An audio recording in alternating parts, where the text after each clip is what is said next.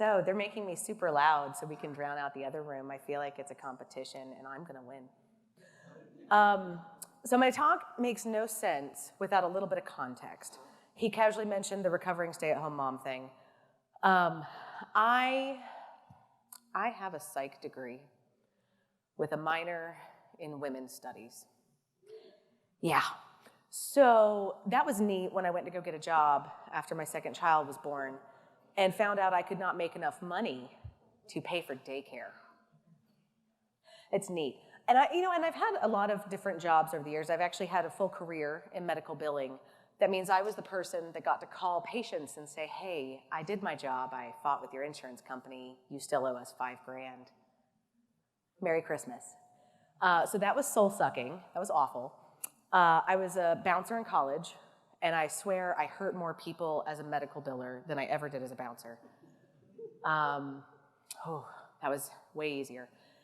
And after I had kids, I didn't want to do personal protection anymore. It's no fun working with a gun when you have kids, because it's just so weird how I just don't want to get shot anymore. It's weird.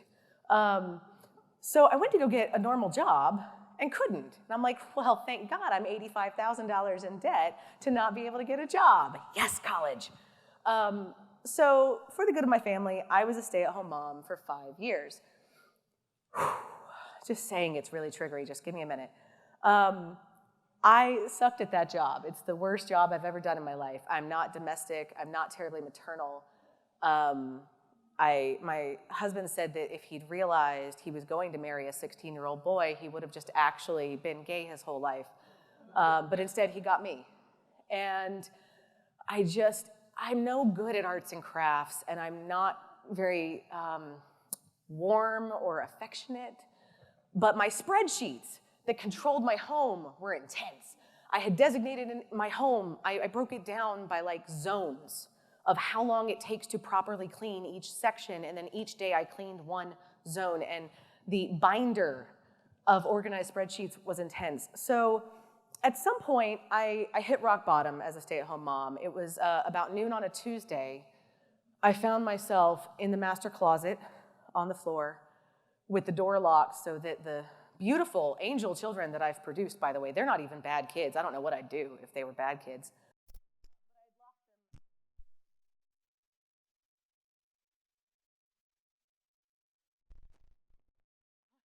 Am I doing this? This is awful. God. And so I thought, well, I should probably do something else. And my husband's a longtime software developer. He's actually a technical architect now. And he said, well, Regas, you're bright and you love logic problems. You're creepily organized. Have you considered some sort of development? And he assumed I would be drawn to like front-end user interface type stuff because I have a psych degree. No.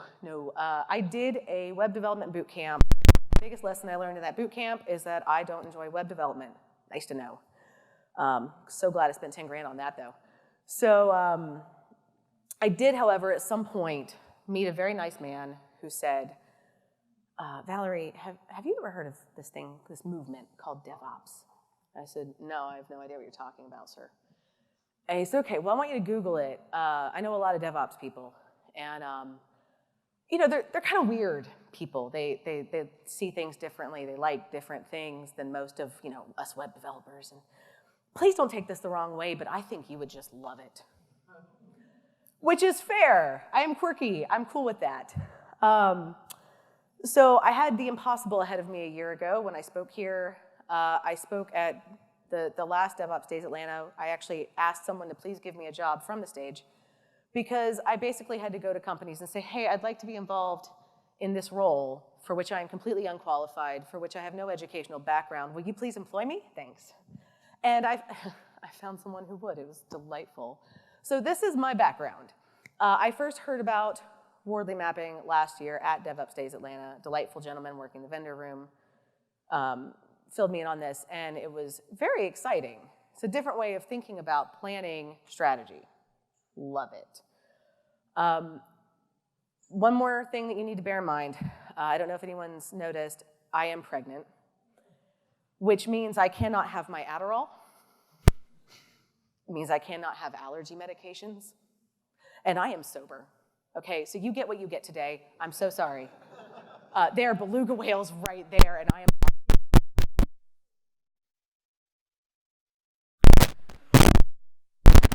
Wardley Maps. I cannot do justice to the awesome overview that we got from Mr. Wardley yesterday. However, I am going to tell you the things that I particularly was drawn to that really work for me, because the bulk of my talk is about what doesn't work for me and how I change things, because I'm quirky and odd. And yes, I do love DevOps, so I guess that guy was right. I really like the idea of visually representing destination. So I was an Olympic alternate in judo a few years back, not recently. And I really enjoyed representing my country and all that, but I was what people call a lazy athlete. I would not train unless there was a competition. Very much, there has to be a carrot on the stick for me. So I would never just roll out of bed and say, I'd like to work out 8 hours today. That's never going to happen. But if there's a tournament coming up and a piece of hardware on the line and something shiny I can put around my neck, then yeah, I'll train 8 hours a day for that. A Wardley map keeps that carrot on the stick in front of you visually. You're not just saying, what work do I have to do? You know why and what's at the end. I love that. I grew up before cell phones were a thing. Now, I was lucky. I did have a pager, even though I wasn't a drug dealer. I just had a very controlling mom. I was one of the first people I knew to have a cell phone. It was a gift from Samsung because they were my athletic sponsor. I didn't even know how to get it connected or like what a cell phone carrier was. All that to say, directions when I was learning to drive were, okay, so if you're at the school, you make a left, go a little ways, you're gonna see so-and-so's dog on the corner, make a left there. It's probably like 3 to 5 miles, I don't know. Then go to the red house where the old Walmart was.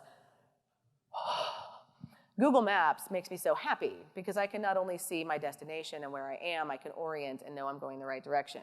Wardley Maps make a lot of sense to me. So I got it in my head, okay, I'm gonna make a Wardley map. This is a few months back. And I apologize, I had all of this like hand-drawn stuff because I thought the room would be about a third this size. And I apologize, there were arts and crafts planned.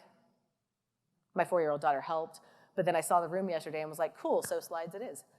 I tried to make my first map about a work project. And I thought, okay, what do I need to do?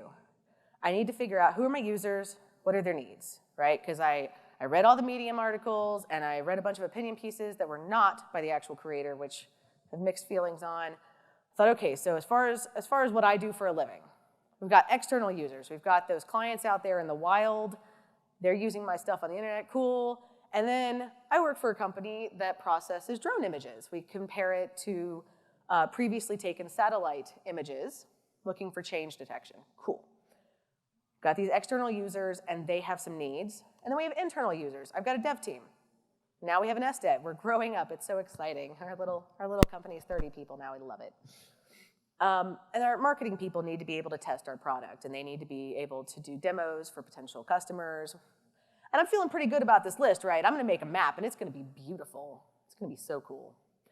So I started out, and I made this thing, and I put my users at the top. And I didn't really know where they went. But I'll just put them there, and then, okay, they've got needs, cool. All right, I've put their needs, all right. And I thought, now what? Because I'd read the Medium articles, and I'd read a bunch of things, and I'd seen a bunch of examples, but where does stuff actually go when you're breaking it down on your own, not with a team, and not with someone who's ever done this? So I found myself like coming up with, okay, if I'm gonna make these multiple environments that'll meet all these needs, clearly I gotta set up clusters for the various environments, neat, but that applies to all 4 of these. It feels like there should be more boxes. Okay, well, before I can do that, I've gotta determine our needs, but now we're making a straight line, and this doesn't look like the ones on the internet, and I'm probably doing this wrong. Oh, for fuck's sake.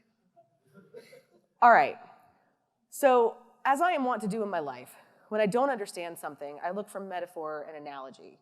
And when I was a TA for the coding boot camp after I graduated, I tried to always teach in metaphor or analogy. For example, one of my students asked, what is Docker? And I knew that she was a mom, and I said, well, your children are tiny applications you are developing.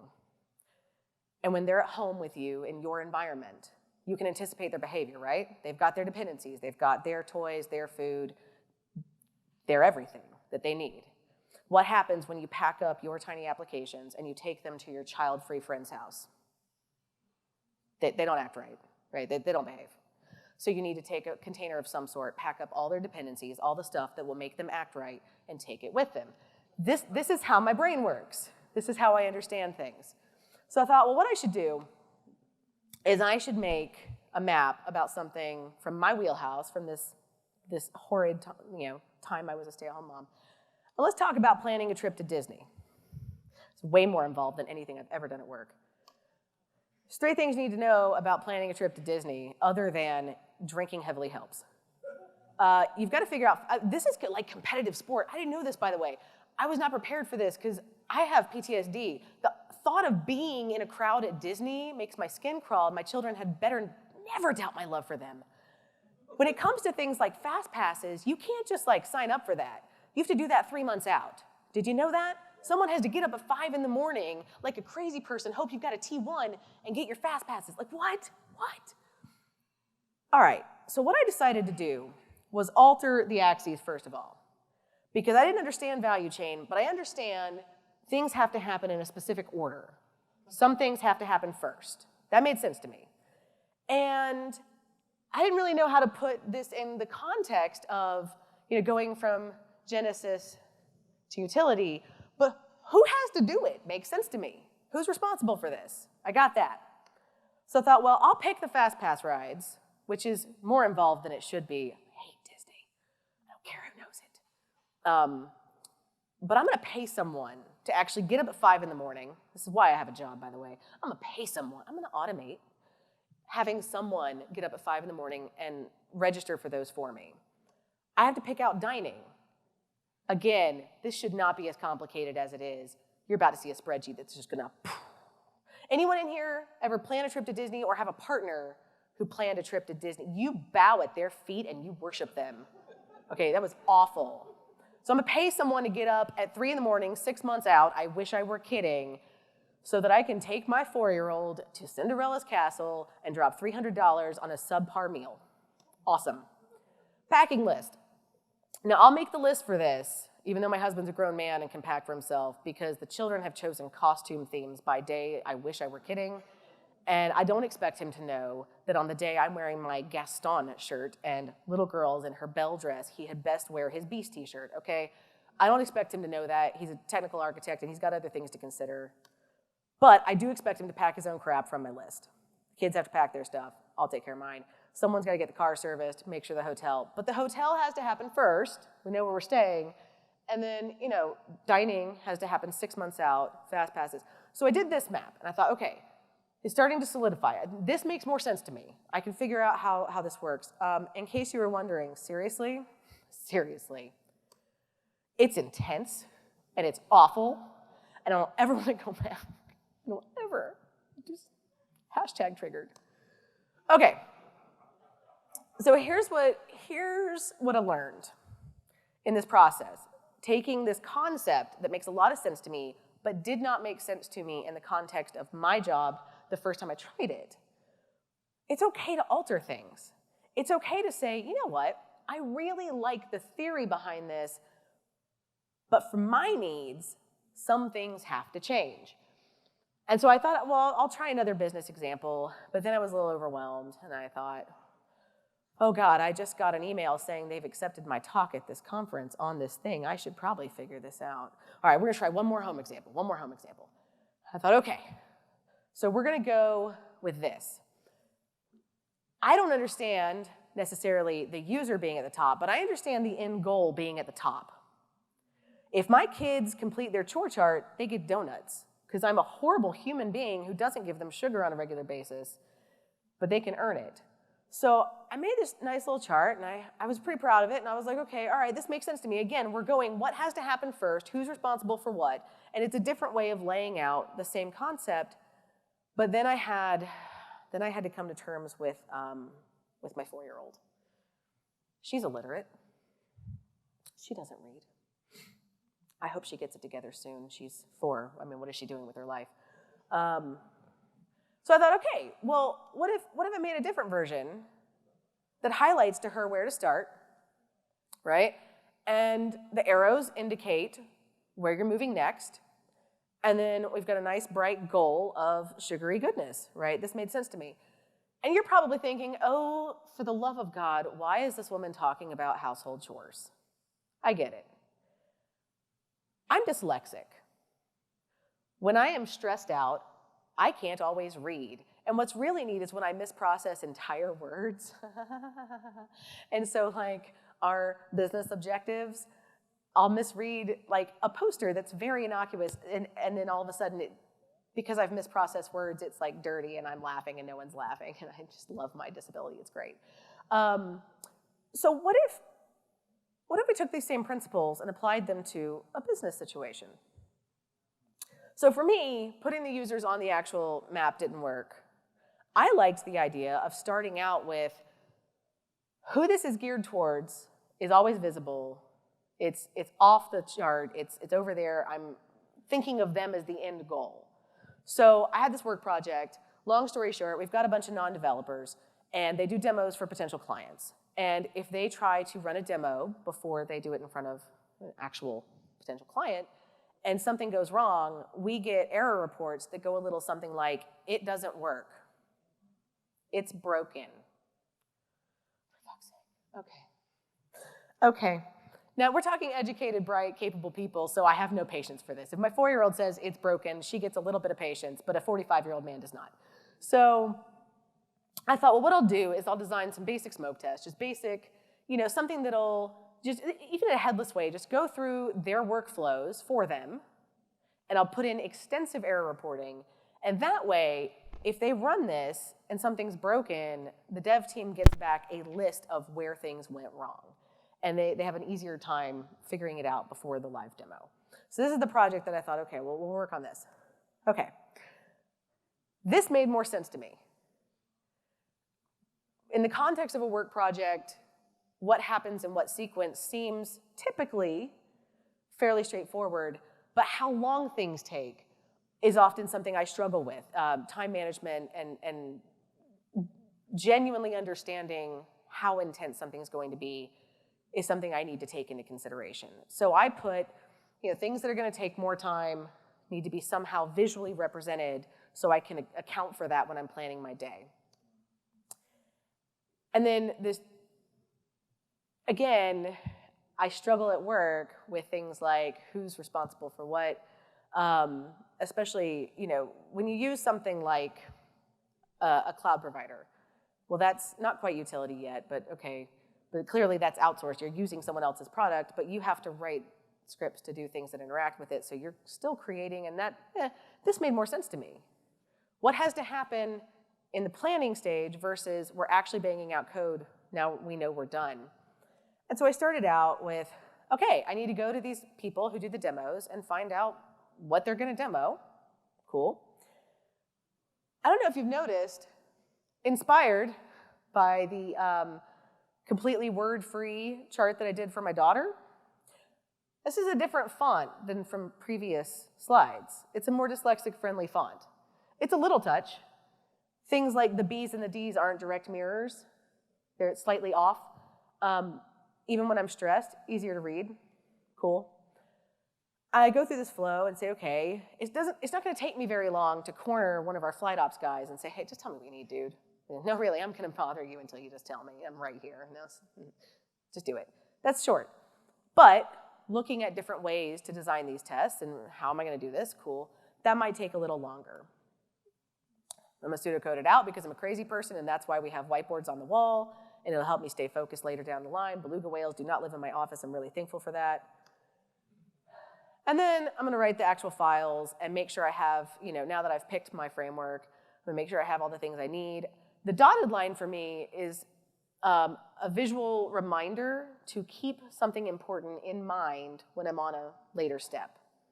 Okay, so while I'm writing these files, I need to have those user flows either on the wall, somewhere written out, or on a paper right in front of me, somewhere that reminds me this is what I'm doing, and I don't want to get bogged down in the details at this step.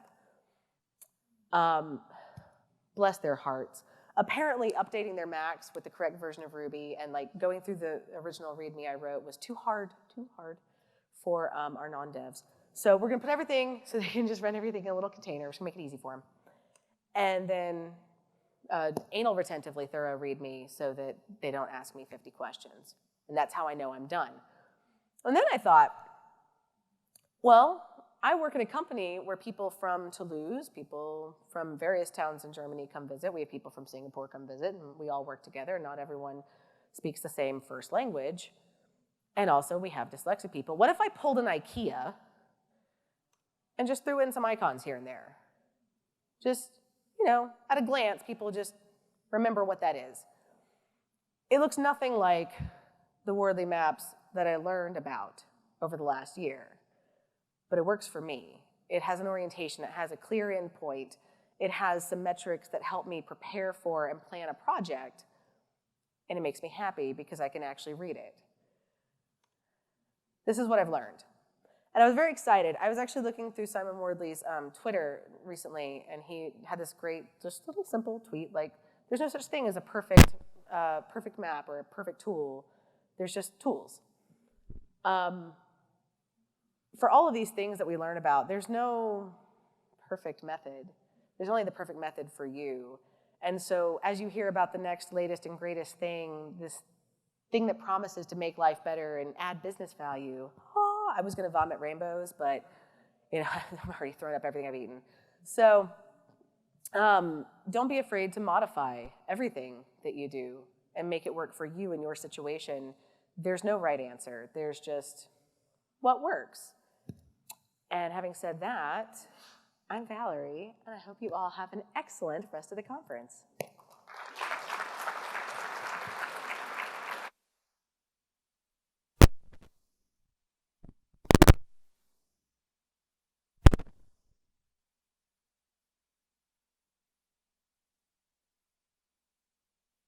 Do we have any questions? Yeah, I think so. Yeah. And I really do apologize. I was going to I was going to make everyone make maps. It was going to be super exciting. Question? I was just curious, one of the big things on the Wardley Mapping from what I picked up yesterday was the ability to iterate, was the ability to look at your map and iterate on it and determine how you want to move things across so that you can get better and more efficient. Do you find doing it in this method is a slowdown to that approach to be able to move forward on that? No, only because so when I stick with arrows in particular to remind me of sequencing, I stay more focused. So linear thought is very difficult for me. I'll say things that seem really non sequitur to everyone around me, but I swear there was a progression that sort of made sense in there somewhere. And I have a tendency to think so far outside of the box sometimes that like the box abstracts away and I'm just in a field of pancakes and I don't know how I got there. So for me, keeping things as linear as possible visually is the only way to keep me from staring at beluga whales all day and actually move towards that end goal. I find if I have more than like maybe 3 offshoots at a time, I just get bogged down in details and I kind of no longer use it. So I have to simplify to stay on task like a very small child. Yeah.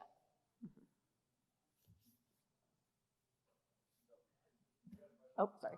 So this actually goes back to the personal one. I've got kids, so it's like I can see myself implementing something similar to what you did. How did you actually implement that? Did you share it with your kids, and was that effective on that? Yes, I pride myself on being very efficient as a parent, and that's a lie. I'm super lazy, and I really like to sleep. And my kids are 9 and 4, and they're practically raising themselves. So, and again, we joke about how important adequate tools are in business, but as it turns out, even at 4 and 9, when I gave them this and said, okay, it's Friday night, tomorrow's chore day. This is how it's gonna work. First of all, they know that every half hour I sleep in past 7:30 a.m., they earn a piece of candy, just off the bat. There are days I get to sleep in till noon, that's right. But second of all, this just gets done magically while I sleep, and I'm a big fan of that. because I'm told that other people like get out of bed and parent their children, which is not really for me. So yeah, the arrows in particular apparently speak to my daughter as well. It reminds her. And they even got some of the nuance of the images. I was impressed. Siler knew, the 9-year-old knew, that looks like mom and dad's hamper because he's 9, and I know that he knows to wash his hands so he can touch my clothes. But the germ-riddled, inexplicably always sticky 4-year-old, she gets the kids' clothes, and she knew what that meant. Love her. She's bright like a velociraptor. It's terrifying living with her. But having things, I do this. The color blocking apparently helped as well, but having them see that you do these things in this sequence. We did, in fact, have Krispy Kreme. It was delightful. So yeah. Yeah, we have like a family little board area where I used to have a handwritten list and tell her, go ask brother what it says. This is such a better idea. She'll learn to read eventually. I have faith in her. I mean, I don't typically print anything off and hang it up in the office. And thus far, to be blunt, most of my coworkers are fairly hesitant to the mapping because they're curmudgeonly and very get off my lawn. And I work in a weird company. We're a startup, but we have corporate overlords. So we're kind of like, if you've heard of Airbus that makes airplanes and satellites and such, that's our dad. And we're like his grown kids away at college. So like he pays our bills, but doesn't really get involved with us much. We're just kind of a little entity. It's neat. Don't tell him I said that. But so there's only 30 of us on the team. There were like 20 until a few months ago. So it's been interesting trying. Our marketing person is the only person that has been like, yes, this makes sense. And I actually just sent her a bunch of slideshows and was like, learn with me. It'll be fun. You'll love it. So anything else before we go? So currently it's mapping. And from my understanding, each map is a snapshot of a specific point in space time.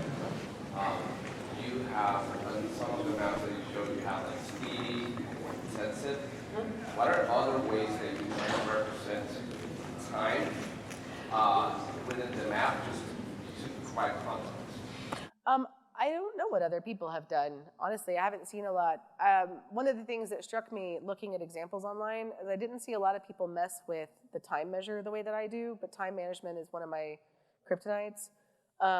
So for me, trying to figure out, so a lot of my life is saying I only have an hour and a half at this point in the day to do anything useful. What can I cram in?